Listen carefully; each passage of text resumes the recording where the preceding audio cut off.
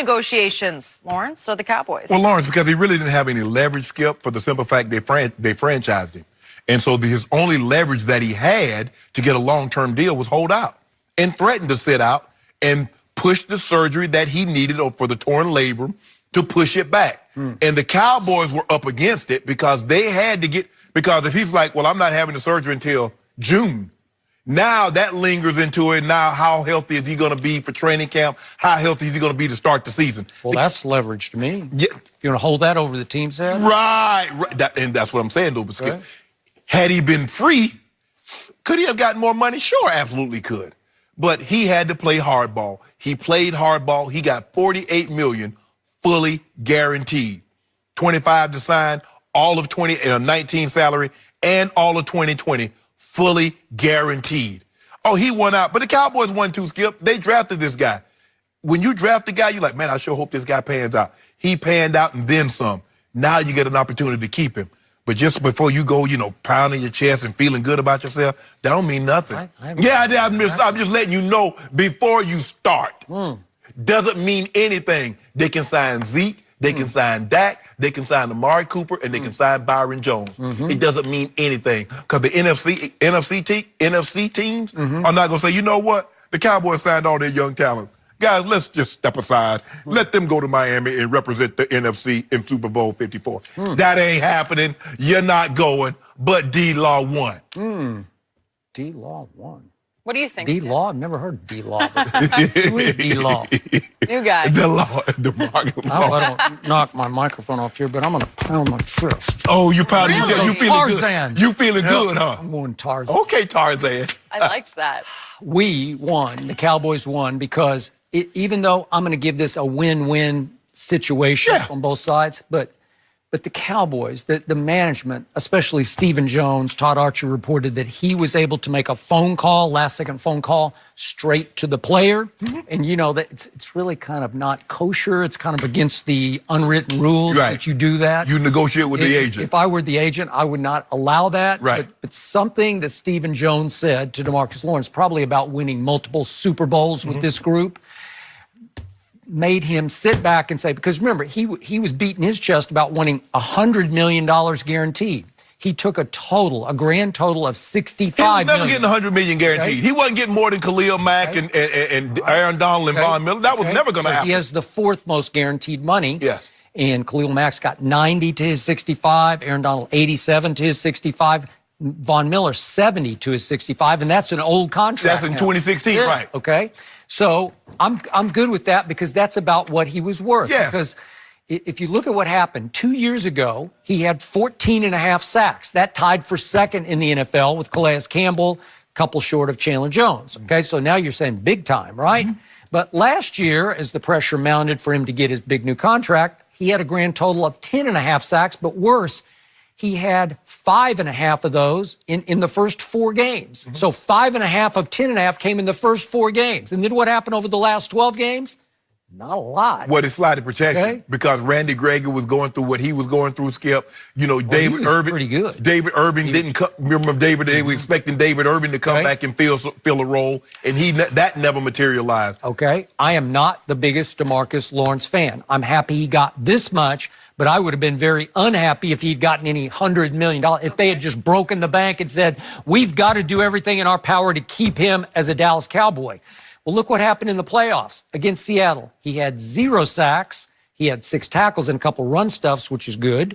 But against the Los Angeles Rams, he had 0 sacks and 3 total tackles. What do they always rave about DeMarcus Lawrence for? Why does Rod Marinelli call him the best defensive end in pro football? Because he can rush the passer and he can play the run. Right.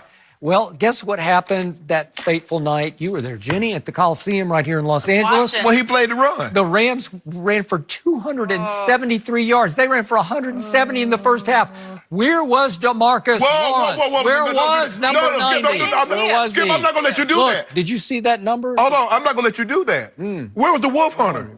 Where was Jalen Smith? What's the first line of defense? I think it might be the big bad defense. Well, they weren't running to his side. Oh, maybe. They were coming downhill to the linebacker. Well, and he Jeff Heath was on his back the whole night. Well, he getting by the wolf hunter. So what do you expect if he running over the wolf hunter? Wolf hunter had an upset stomach. You know, I don't know. if he run over the wolf hunter, what is he gonna do to the cub hunter? I don't which know. is Jeff Heath. I don't But Skip, know. this look. He was never going to get $100 million guaranteed in no circles. Even Steven and Jerry Jones will tell you he's not better than the three guys that got more guaranteed money at the defensive line position, even though. Well, try telling DeMarcus Lawrence that. You ain't got to tell it. Yeah. All you got to do, one of those guys is a Super Bowl MVP, one of those guys is a two-time Defensive Player of the Year, and the other guy's a Defensive Player of the Year. And has been an All-Pro at two different positions in the same season. Now, which one of these guys, D-Law, are you better than? Well, come on. What do you think he thinks? It's not a matter. He would tell you, yeah, I'm better than those guys. At what?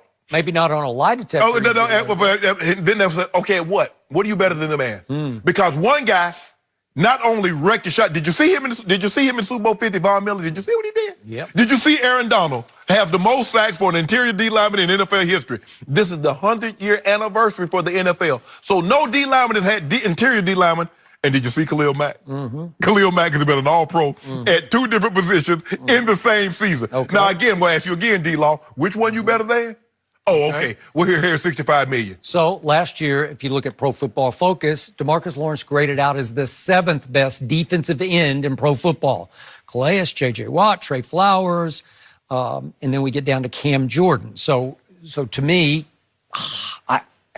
so he got what he deserved. Yeah. It's like a fair. But remember, Skip, free agency is not about being good. It's about being free. Nobody's taking DeMarcus Lawrence over J.J. Watt. They're not. The timing. But J.J. Watt's in the contract for another year or two.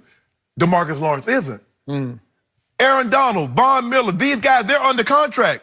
DeMarcus Lawrence isn't. So you kind of and granted, they franchised him, and he said, I'd rather have $48 million guaranteed over 2 years as opposed to playing under the franchise tag at $20 million. And I don't know what's going to happen in 20. Skip, you're an injury away from not only being out of the league, but definitely not getting no $20 million the following season. So that was a very good deal. $48 million fully guaranteed, and he's in Texas with no state tax. It's hard to beat that. You can't beat that with a stick. So Stephen Jones brought another one home. Way to go, Stephen. Hey, love that. But if I'm the agent, I'm gonna say, Stephen Jones, you need to cut me something. You need to cut me, give me about $3-4 million, because you know why? You called my client. That's illegal, Skip Bayless. I wonder what he said. He said Super Bowls were mentioned. He probably most said likely? no. I don't know what he said, but I know Stephen well enough. He'd say, look, you need to let us go ahead and get Dak re-signed and Zeke re-signed. They ain't got nothing to do with me. Amari re-signed. I want a boat like because Jerry. Together, we can all win Super Bowls. I tell you what I do. That's what he told me. I tell you what I do, Stephen. Yep. We'll keep this under the table. You go ahead and give me this little contract. Yep. But I want a boat, and I want a couple of cars, and I want a mansion. Maybe. Yep. Like a yacht boat or just a boat? I want one of them old Chris crap. Okay. Oh. One of them old Maybe. Chris. One of them old Chris. You realize that's extremely illegal, what you just suggested? I don't care. It's illegal that Stephen Jones called my client direct. If caught, this is how you lose your first-round pick? Yeah, I don't You think lose a lot more. I want one of them. Lose a lot more. You can lose a lot more than first-round picks. One of them Chris. One of them If you do it, disagree. You realize But he that's called that man. extremely illegal, what You you know just what? I don't care. suggested? It's illegal that Stephen Jones called my client direct. You cannot have employers circumventing. You lose a lot more. I want one of them. You lose a lot more than first-round picks. That's what I have. If you do it, because I don't need you to tell me how. You know what? I don't care. It's illegal that Stephen Jones called my client direct. You cannot have employers. Remember 2 years ago, you lose a lot more. I want one of them. That's what I have. Because I don't need you to tell me how. You know what? It's illegal that Stephen Jones called my client direct. You cannot have employers. Remember 2 years ago, you lose a lot more. I want one of them.